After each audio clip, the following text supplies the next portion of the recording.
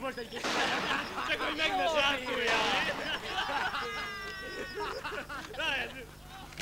Megadjál annyit! Gyere, te jössz! Hagyd neki! Gyere!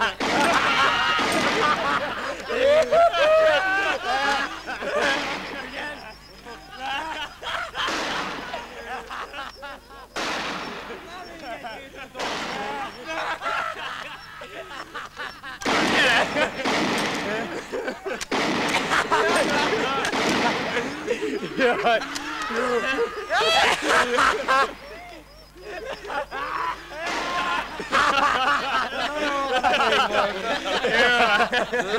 Kár a töltényért.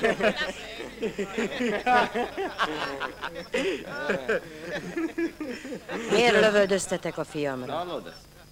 Ez a bújtogató a te fiad? Téged is mellé kéne kötözni, nem igaz? Bizony, bizony. Erígy szépen haza, mamuska, mielőtt még megharagszik. Ne viccelj a fiadat, most nem remegnél miatta. Örülj, hogy csak a fülét vágtuk le. Ha még egy lázadó szó elhagyja a száját, nem lesz irgalom. Holnap reggelig ott marad falra függesztve. Így majd egész életére megjegyezheti. Szent Bartoldo többi lakójával együtt. Aki kiszabadítja, helyet cserél vele.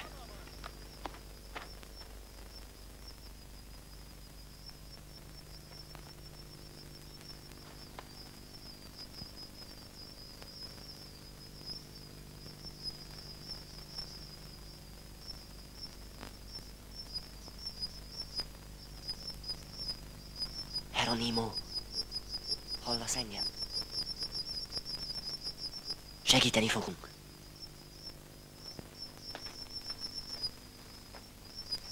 Hívom a férfiakat. Semmit se érsz vele. Értesítem Rosáriát. Ne menj!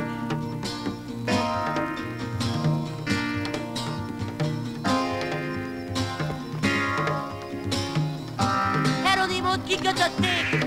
Golyózáport zúdítottak rá! És megsebesült. Él még Trini? A füle vérzik, de felém fordította a fejét. Nem hagyhatom magára. Összegyűjtöm a férfiakat. Tudod, hogy nincs fegyverünk? Nem engedlek oda téged se, Rosária. Nem segíthetünk rajta, Miguel bácsi. És ha meghalott a falnál? Csak reménykedni lehet. Segíteni nem tudunk. Miért ne tudnánk? Az urak erősebbek, mi nálunk. Ki vagyunk szolgáltatva nekik. A maradék bátorságunkat és reményünket is elveszítjük lassan. Övék lesz minden talpalatnyi föld.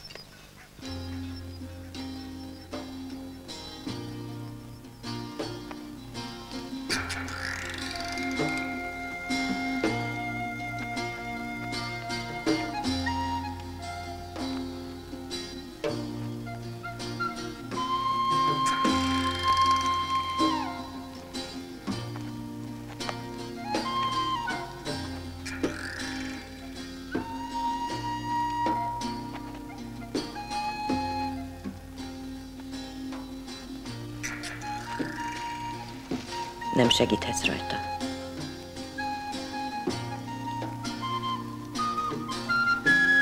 Nem segíthet egyikünk sem.